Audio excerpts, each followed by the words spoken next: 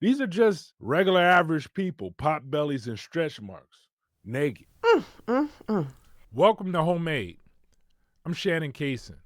My father left me his camera. It was in a boxy aluminum case with two latches in the front that locked and two latches on the side that didn't lock. To unlock it, you have to get your fingernail into the little notches of the combination wheel and flick them to seven, seven, and one more seven. Then get your fingers under the levers and pull. The latches would loosen and you could open it. The side levers, just get your finger under those, no combination. The camera was a Nikon N90. Pretty nice camera. It was separated in the case by a deep gray foam.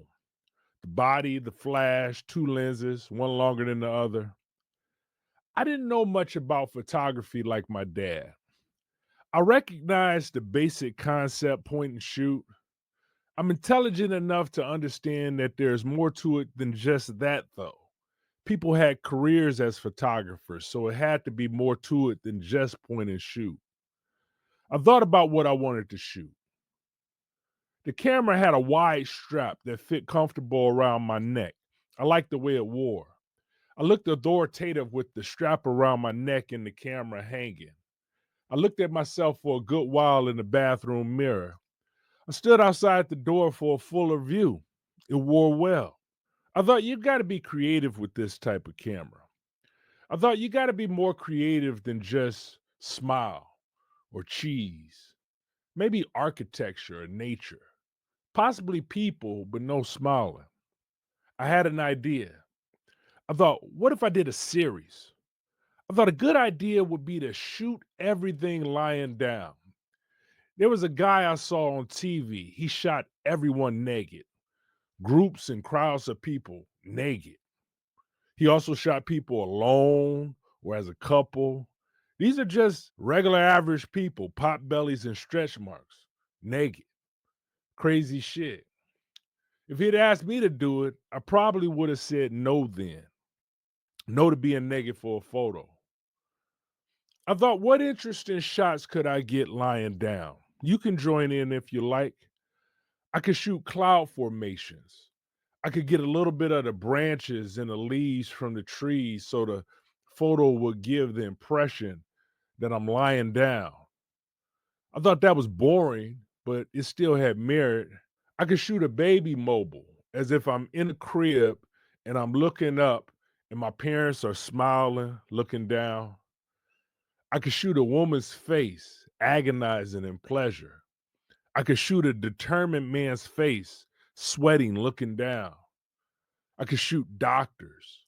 I could shoot the underbelly of a car. I could shoot ceilings.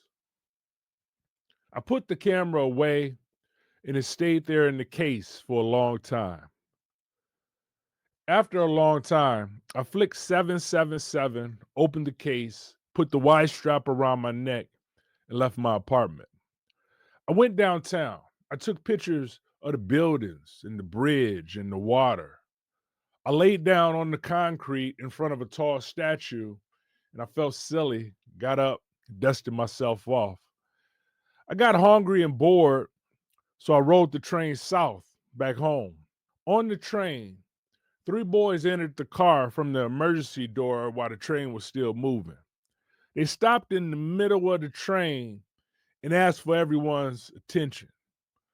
Only a few people looked up. Then they started singing. I didn't know the song, probably their own, but it was good, better than everyone expected. A woman took the earbuds out of her ears.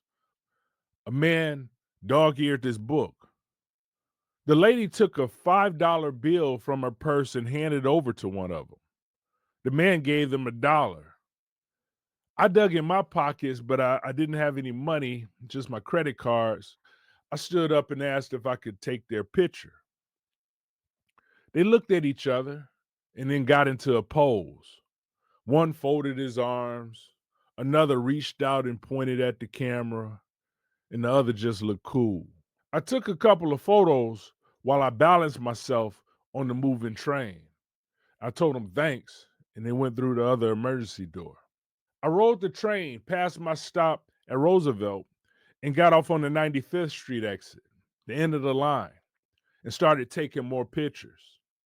A storefront church next door to a liquor store, people walking by, and cars passing through my picture. A Jamaican restaurant.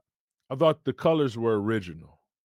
I walked farther. The sun was slowly descending. In a few hours, it'd be gone.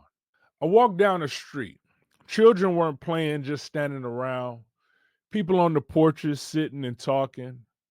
I took more pictures. I asked to take a picture of the kids. Some posed and laughed. I took pictures of the houses and the cars in the street. One of the kids walked over to me. He said, I better stop taking so many pictures.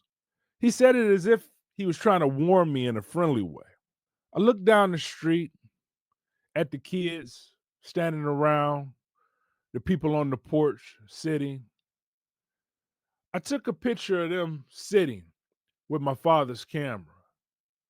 One of the men got up from the stoop and walked in my direction. He wasn't smiling for my picture. He said, what the fuck you taking pictures of? My father's camera. Mm. Now that's homemade.